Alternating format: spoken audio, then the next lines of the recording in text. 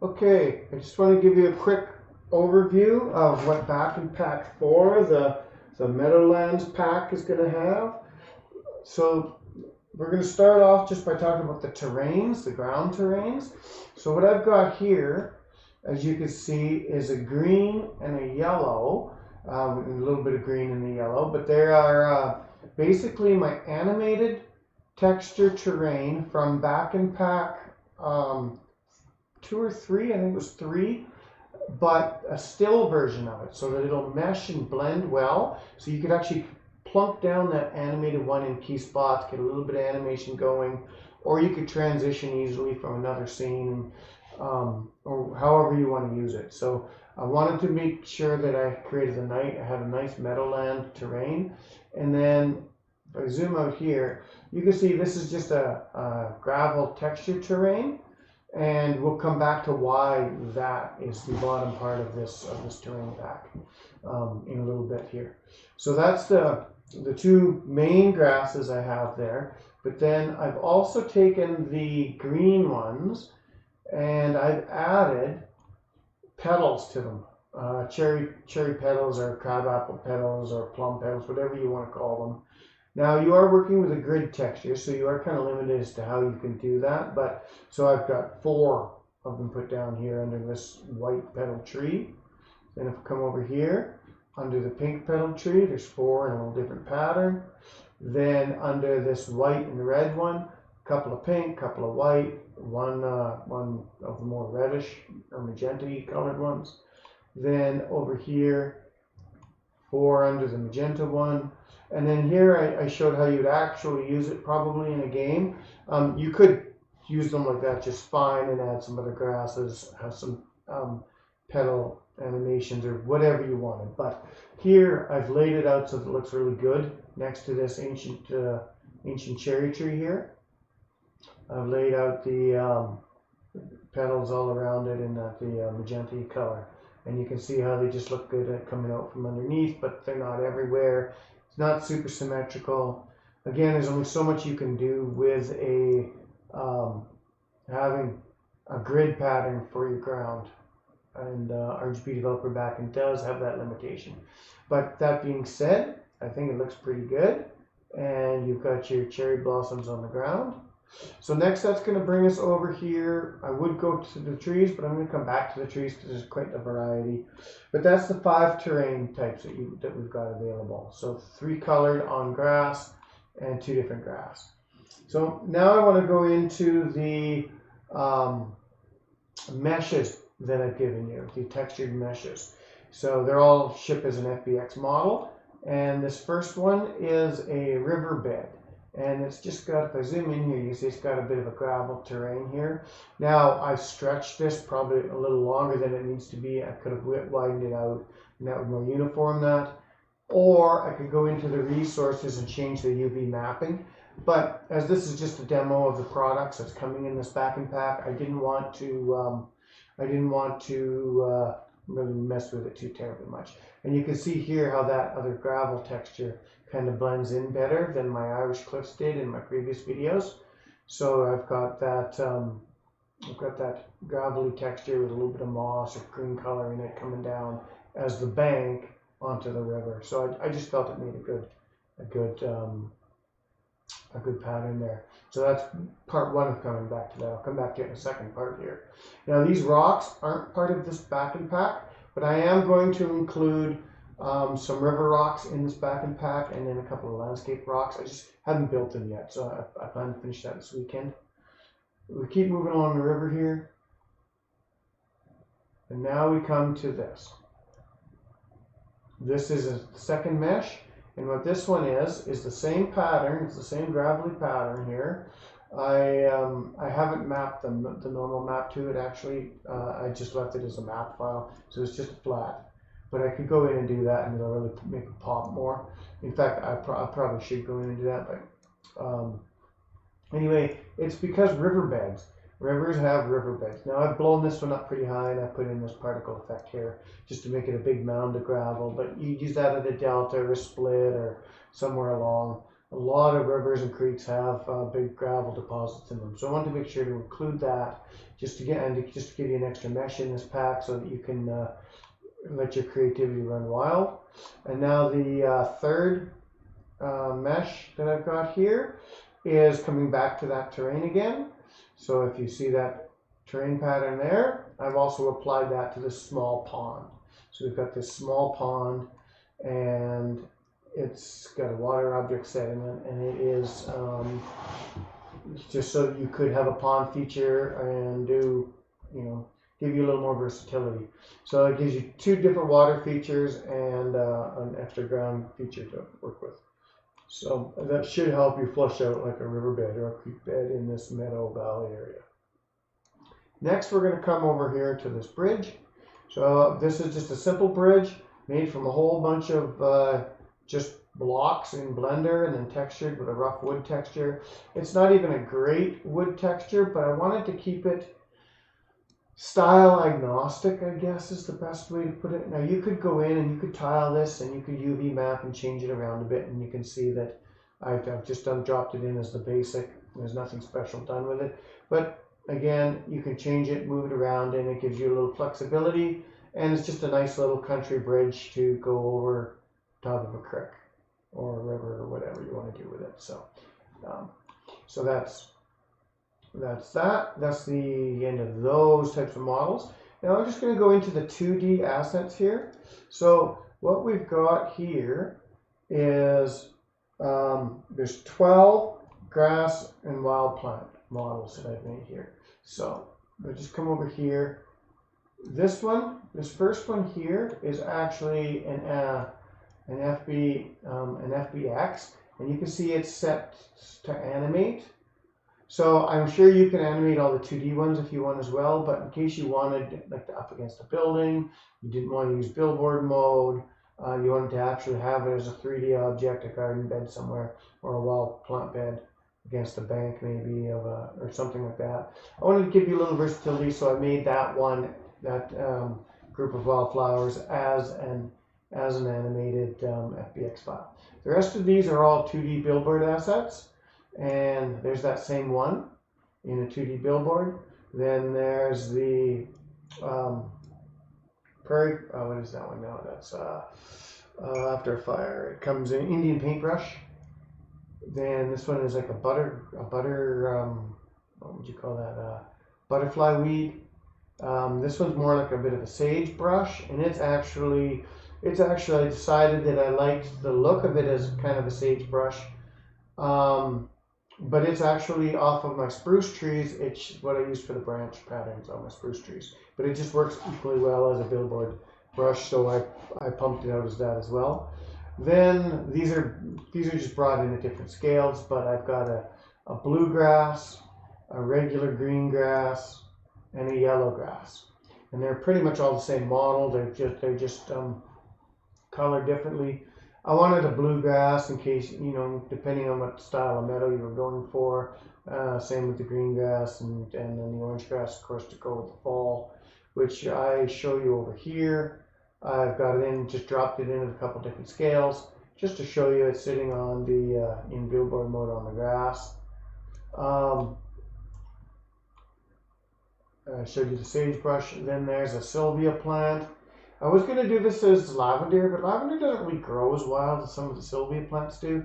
So I've decided it's a salvia bush, and they grow all over the place. So then I've got a clump of 3 of those, and then a bush where I've combined the sage bush or the spruce branch, and a bunch more of those just to make a little more of a decorative one that you could line on a bank or put off in the distance. And now, again, all of these are just in normal billboard mode. I don't have any that are not in normal billboard mode, but there is billboard vertical, which means that they won't rotate like this as you go vertical. They won't lie down flat. They'll just stay upright more or less. So then over here, I've got some reeds. So those are good for, I put those in over here. Just put them in the water here just to give a little bit of dressing. So The thing about the 2D billboards is they're extremely resource efficient.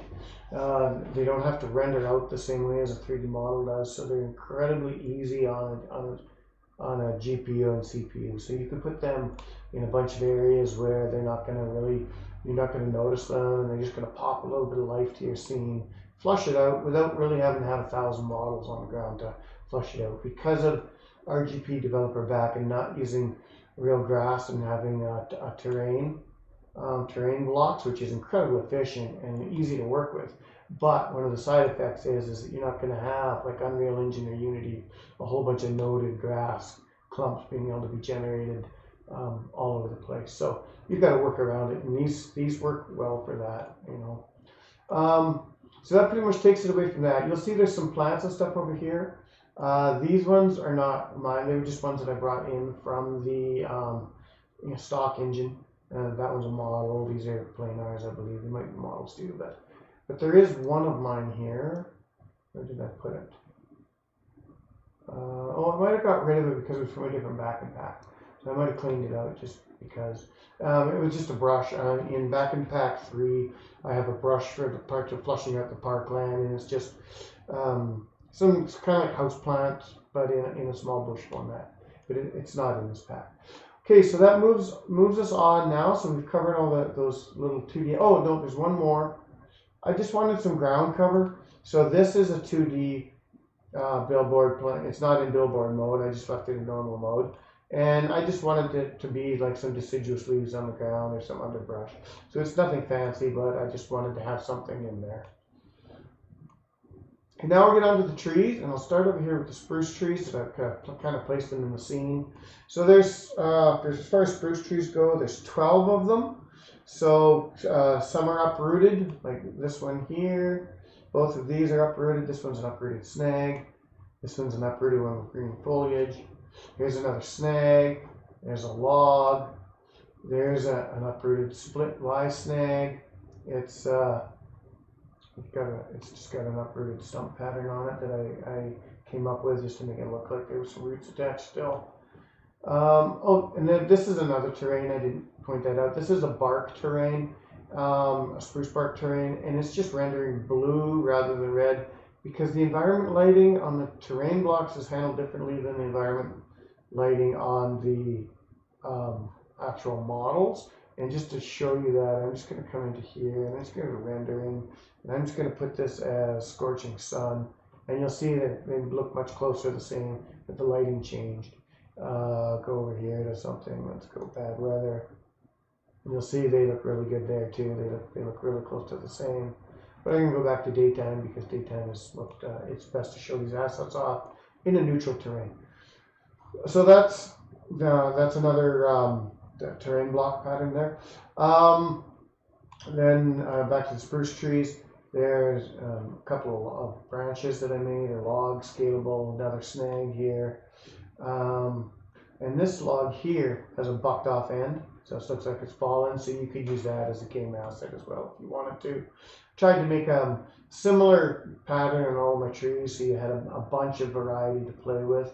I don't have any winter trees. I didn't do any seasonal, but again, the snags without branches, in theory you could use them, or a person could texture and paint these white. I know the RGP developer backend has some seasonal ones in them.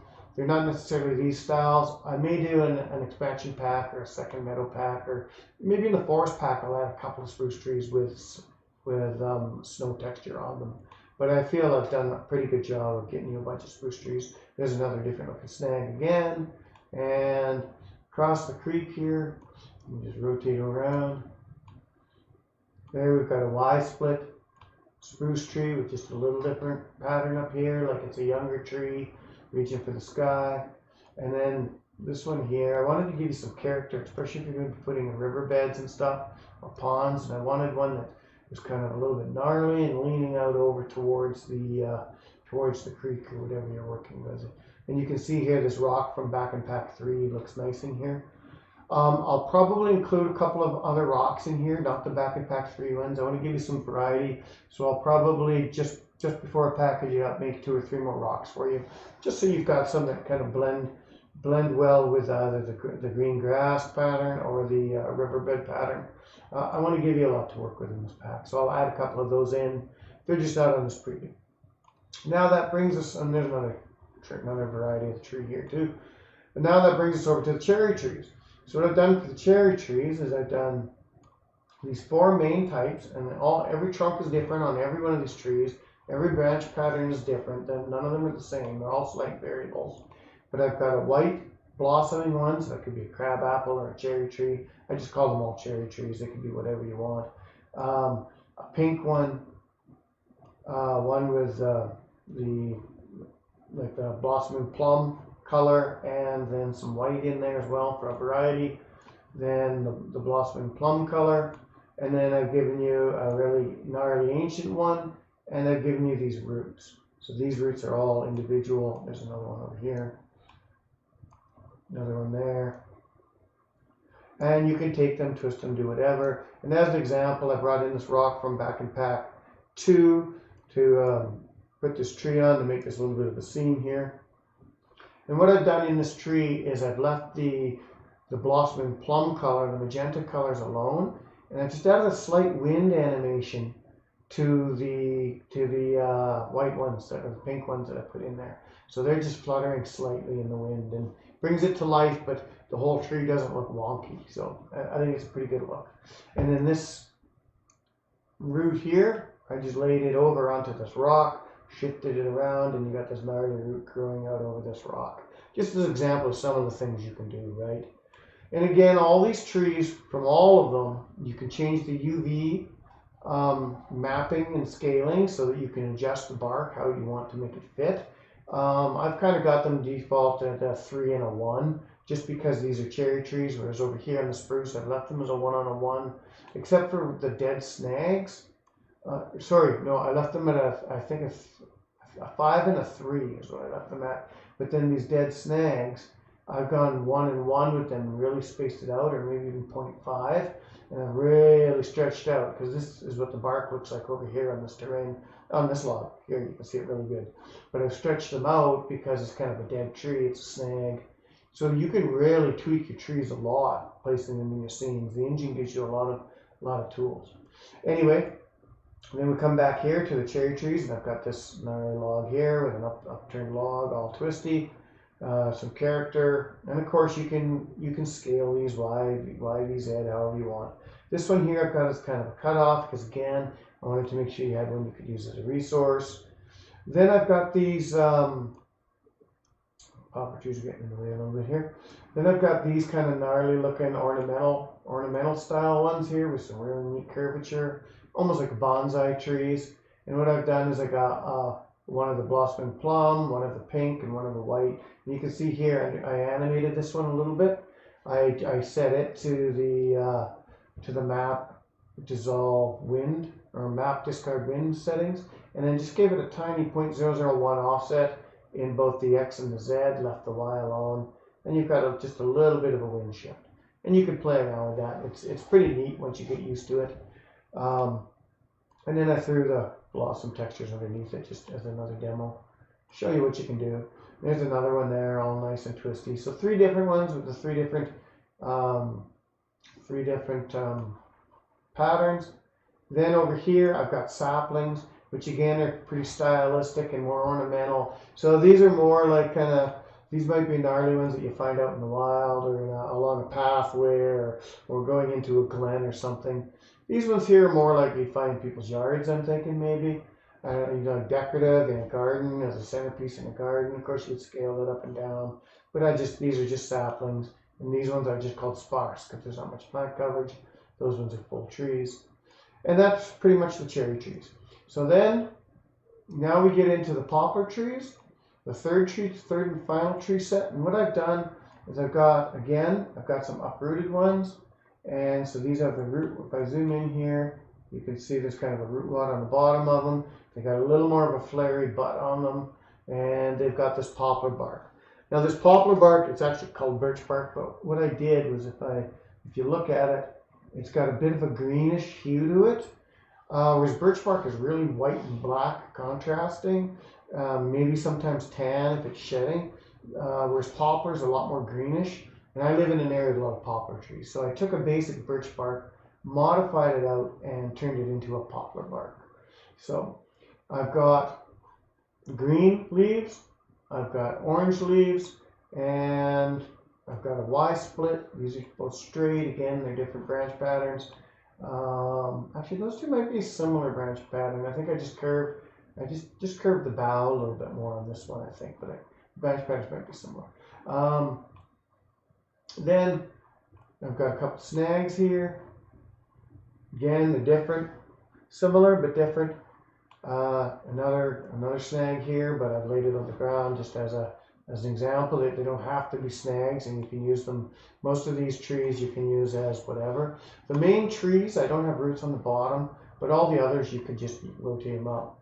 So this is laying on top of, again, a log pattern, and you can see it's a cut pattern, so you could use that as like a game asset for gathering and harvesting.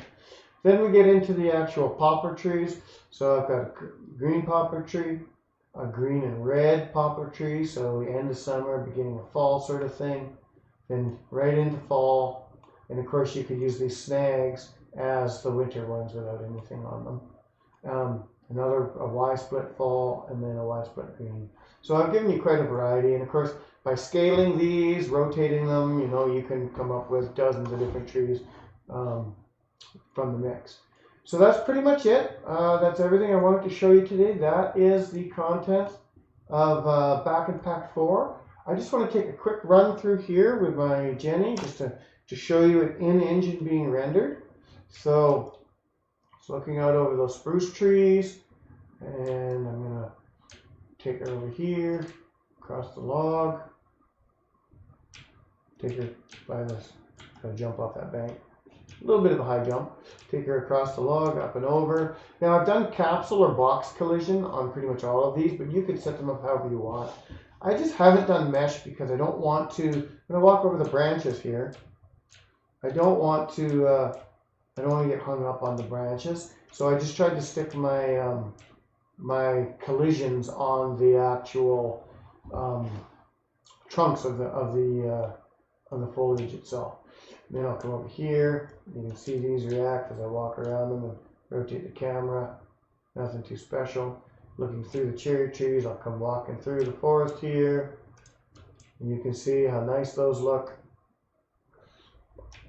Walk over here. Gonna zoom in on this.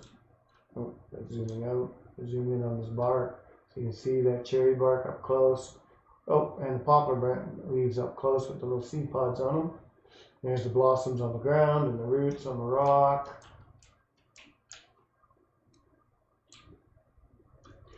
Then I'm going to come over here, up and over. Again, capsule collision. And there's just that 2D on the ground of some leaves falling off. Shadows being rendered. Walk in between the poplar trees. Walk up and over. Come over here to the reeds, into the little pond. And you can see I've used the meshes as their own advanced physics.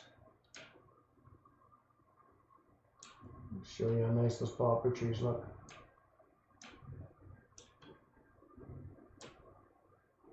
So yeah, there's a lot you can do with this Bakin Pack.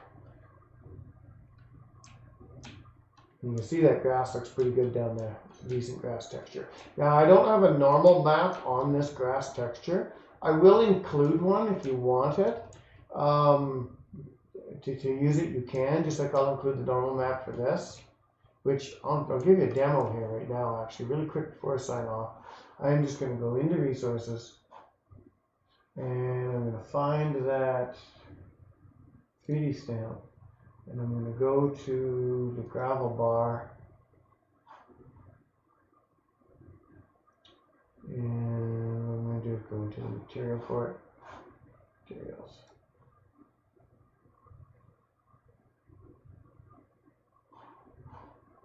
Where's the gravel bar? There we go. I'm going to change the shader from map, and I'm going to go to A and N. Then I need to add a normal map. Local files, And that's going to be, where am I going to put that? That'll be Bakin Pack 4. And it should be in extra textures. Oh, it'll be in gravel bar actually. Nope. It'll be in extra textures gravel bar. We'll use that one.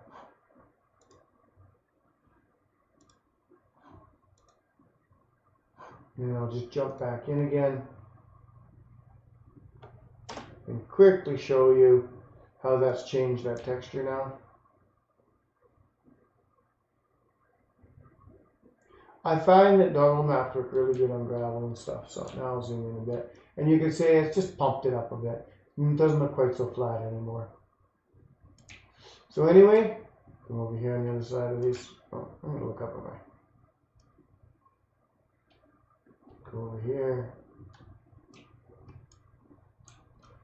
I've got a little bit dense in this area, but look at my nice spruce tree hanging over the creek. There we go. And then these effects on here, look on the bar and wherever, that's just the under the waterfall effect. It's a particle effect that comes with it. I still haven't been able to get my FXear animations imported properly. The company's trying to help me with it, but it just doesn't seem to be working out. So I'm going to put some effort into that tomorrow maybe. But that's all I wanted to show you today was the progress on the Bakin Pack 4, the Meadowland tree set. So there you have it. Quite a few assets. Have a great day, and I'll see you in the next one.